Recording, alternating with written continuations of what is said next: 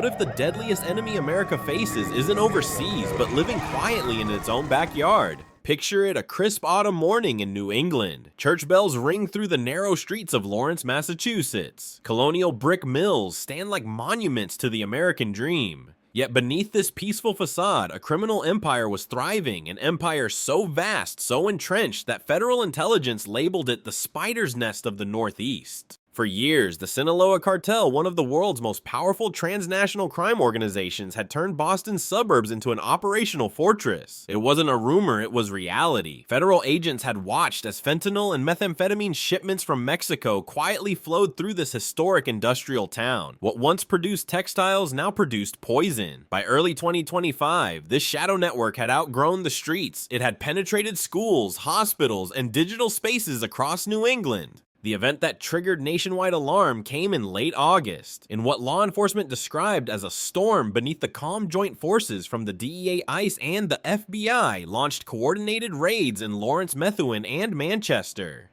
The result, 171 arrests, 500 pounds of drugs seized, and the exposure of a network operating with military precision.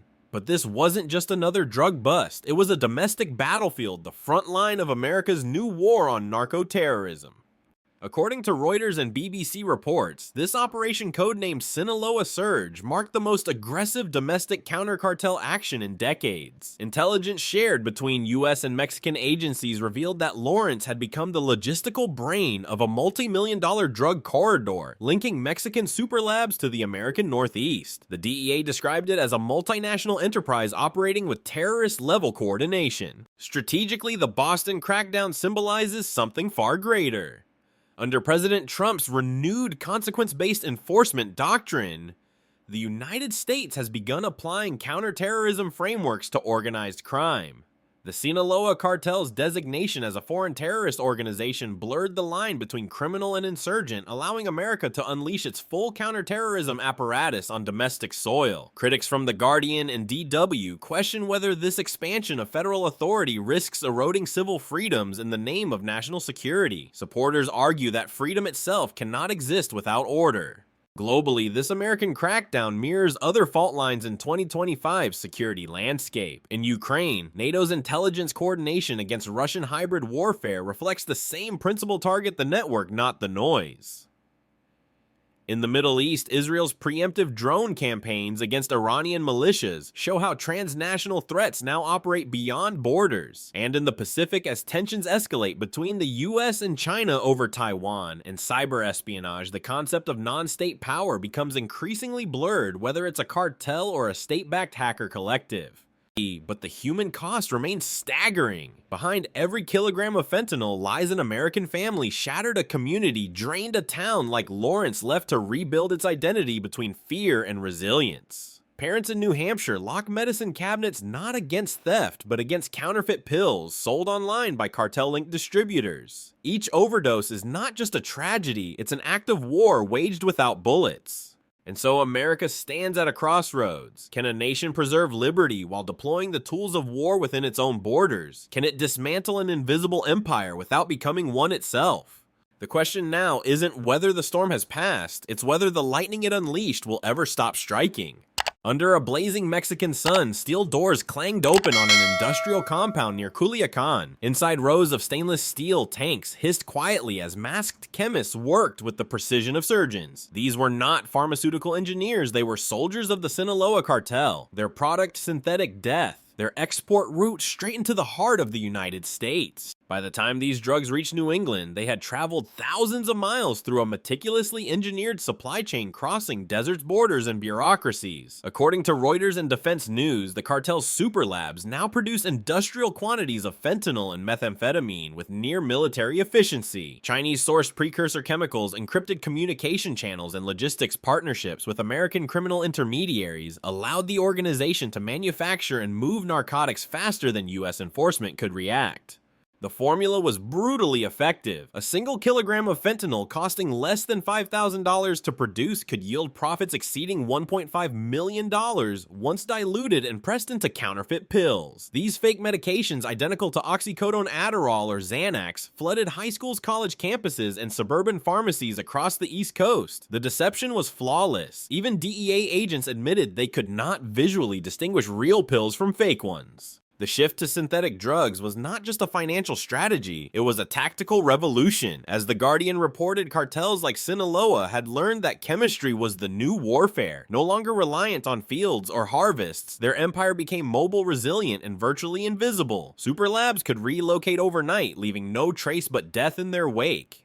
In Lawrence, Massachusetts, the cartel's northeastern hub, the drugs arrived hidden in produce shipments, auto parts, and even religious donations. Local gangs handled storage and distribution, while encrypted apps coordinated sales to street-level dealers. In what BBC News described as the digitalization of death, the cartel bypassed physical corners, instead advertising through encrypted chat rooms and private social media groups. Payments moved through Cash App crypto wallets and online marketplaces disguised as legal transactions.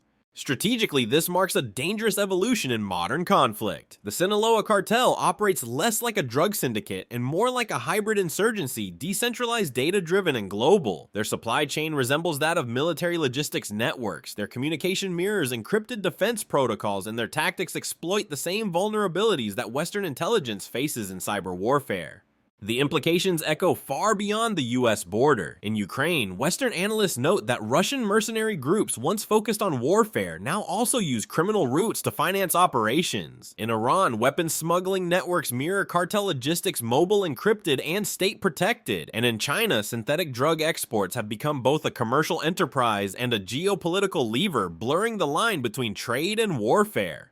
But perhaps the most devastating weapon in this silent invasion is the one America can't see: addiction. Over 196 Americans die from overdoses every day, more than those lost to gun violence and car accidents combined. In towns like Manchester and Lowell, police carry Narcan not as precaution, but as standard gear. Every overdose is a microcosm of global conflict, an individual casualty in a war fought through chemistry, economics, and neglect. The question for the nation now extends beyond enforcement. Can a country fighting foreign wars afford to ignore the one dissolving its youth from within?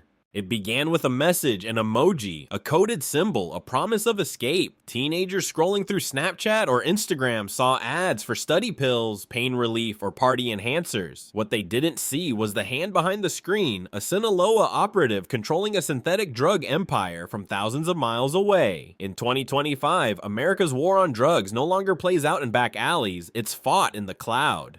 According to BBC News and Al Jazeera, federal cyber investigators traced dozens of encrypted online accounts linked to cartel networks. These digital storefronts operated like shadow e-commerce sites, complete with customer service shipping options and payment security. Deliveries were made through ordinary services. FedEx, USPS, Uber, even Lyft so seamlessly that recipients often believed they were receiving legal parcels. Every pill ordered online represented a potential death delivered to a doorstep. The cartel's financial operations were equally sophisticated. Reuters reports that money laundering schemes now move billions through small businesses, crypto exchanges, and even charitable organizations. In Boston alone, over $1.3 million in cash was seized from stash houses, money destined for laundering networks stretching from New England to Guadalajara. Agents discovered that local front companies, auto shops, cafes, even churches were used to blend dirty money into legitimate financial streams. Yet behind every laundering mechanism lay something more chilling intent. The Sinaloa cartel wasn't just trafficking drugs, it was perfecting an economic infiltration model. Its logistics mirrored multinational corporations, diversified, resilient, and data-driven. It employed accountants, engineers, and cyber specialists, some unknowingly complicit, others ideologically motivated. As DW noted, it's capitalism weaponized against itself. And while the US scrambled to adapt, other nations faced eerily similar challenges. In Ukraine, Russian intelligence fronts exploit cryptocurrency channels to fund hybrid operations. In Iran, smuggling networks finance proxy militias under the cover of legitimate trade. In China, cybercrime syndicates use social commerce to launder money through Western platforms. The battlefield has shifted from land to ledger. Domestically, the implications are severe. ICE's Homeland Security Investigations (HSI) division now targets financial crimes alongside immigration enforcement, blurring the lines between criminal and national security operations. Under President Trump's directive, new interagency task forces grant ICE, DEA, and Treasury agents sweeping authority to seize assets, freeze accounts, and pursue charges of material support to terrorism. Civil libertarians warn of overreach, yet the numbers reveal necessity. The cartel's money network functions on the scale of a small nation's GDP. Meanwhile, ordinary citizens become collateral participants. Ride-share drivers unknowingly deliver narcotics. Postal workers handle death disguised as mail. Small-town accountants launder funds without realizing the source. It's a silent invasion, subtle, digital, and devastating. The human impact remains incalculable. In Massachusetts, addiction recovery centers overflow. Teachers report that counterfeit pills now circulate even in high schools. One Lawrence nurse told The Guardian, "We're fighting ghosts. Our patients don't even know what they took." Strategically, this war tests the very foundation of American governance. The balance between surveillance and privacy, between enforcement and freedom, grows thinner with every seizure. The question now isn't how to stop the drugs, it's how to reclaim sovereignty in a world where the front lines exist inside every phone, every shipment, every click. As America tightens its digital perimeter, one question looms like thunder over New England's skies. When the enemy hides in your algorithms, how do you know when the war is truly won? Dawn broke over New England like a warning shot. On August 25th, 2025, under pale blue skies, the stillness of suburban Massachusetts was shattered by the sound of boot sirens and rotor blades. From Lawrence to Manchester, from Hartford to Providence, hundreds of DEA, ICE, and FBI agents moved in unison. Their mission: dismantle the largest narcotics network ever uncovered on U.S. soil. The codename Operation Sinaloa would soon echo across the nation as a defining moment in America's internal war against organized crime. It began at 4:30 a.m. when the first tactical teams breached a stash house on Prospect Hill. Inside agents found what Reuters described as a narcotics fortress: industrial pill presses, loaded firearms, and bags of fentanyl marked with the Sinaloa logo. By noon, raids were unfolding in 6 states. Helicopters hovered over Boston's North Shore. Convoys of black ice vehicles thundered down I-93. Within 5 days, the operation netted 1 arrest, 500 pounds of narcotics, and over $1.3 million in cash.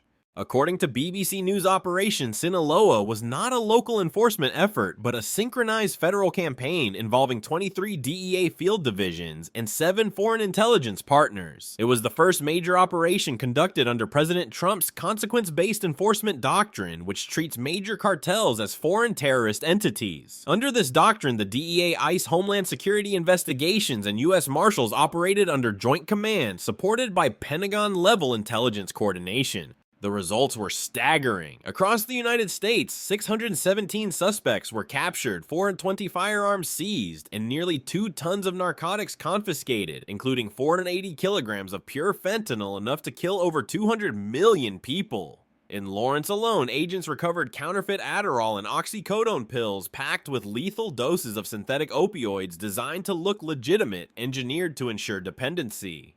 Defense analysts cited by Jane's Defense Weekly called the operation a domestic counterinsurgency in everything but name. Multi-agency coordination, high-value target extraction, electronic warfare, and psychological operations, hallmarks of counter-terror missions, were now applied to cartel takedowns on American soil. The implications were profound. The United States had crossed a new threshold where domestic law enforcement fused with military doctrine. Yet the global parallels were impossible to ignore. As American commandos stormed stash houses in Boston, Ukrainian drones struck Russian fuel depots with similar precision. In Gaza, Israeli forces were conducting raids on Iranian-backed militia tunnels. And across the Pacific, the U.S. Navy tracked Chinese vessels suspected of trafficking synthetic precursors used in fentanyl production. From Europe to Asia, one truth became clear: the line separating criminal enterprise and warfare had vanished. But beneath the triumph lay unease. Civil rights advocates questioned how far federal agencies could expand their powers in the name of security. Critics from The Guardian and DW warned that treating domestic criminals as terrorists risks creating a surveillance state that blurs the boundary between safety and liberty. Supporters countered that in an era where digital crime kills more Americans than bullets restraint could prove fatal, the operation's human dimension remains its most haunting. In Lowell, residents watched armored vehicles roll past schools. In Manchester, children woke to the sound of flashbangs. For many, the relief of safety mingled with the dread of realization that this wasn't a foreign invasion, but an infection spreading from within. Still, Operation Sinaloa's message was unmistakable. The United States will meet organized crime with overwhelming force regardless of borders or definitions. The question, however, persists: can a nation wage war against shadows without dimming its own light? In Washington, the tone shifted from enforcement to declaration. Standing before a wall of American flags, President Donald Trump addressed the nation. This is not just law enforcement, this is war. The cartels are foreign terrorist organizations, and they will be treated as such. With that, the United States officially redefined its fight against transnational crime. The Trump Doctrine, first outlined in early 2025, fused counterterrorism and counter-narcotics strategy under a single mandate: consequence-based enforcement. The message was simple: strike fast, strike deep, and dismantle every link in the chain. But its execution signaled a seismic transformation in how America wields power both at home and abroad. According to Reuters, the doctrine granted federal agencies the authority to prosecute cartel members under anti-terrorism statutes, freezing assets and authorizing foreign surveillance operations previously reserved for jihadist groups. In practical terms, it elevated criminal networks like Sinaloa and Jalisco New Generation to the same threat level as ISIS. For the first time, law enforcement could coordinate with U.S. Cyber Command Treasury intelligence units and even military cyber divisions in joint operations. As BBC News noted, this shift didn't just expand America's arsenal, it blurred the distinction between policing and warfare. The DEA and ICE became the frontline operators of a new kind of security policy: hybrid law enforcement operating at the intersection of crime espionage and national defense. The results were immediate. Cartel networks in Mexico faced drone surveillance and targeted financial warfare. Extraditions accelerated, and high-ranking figures, including Sinaloa co-founder Ismael El Mayo Zambada, were brought to U.S. courts in a single unprecedented mass transfer. Analysts from Defense News described the policy as a hybrid doctrine of deterrence and dominance. Trump's move had effectively weaponized America's justice system against cartels with the precision of a military campaign, but the boldness came with risks. Critics from The Guardian and DW warned that expanding executive powers to treat domestic threats as foreign combatants could erode civil liberties and judicial oversight. To them, the fight against narcotics risked becoming a justification for unchecked state power.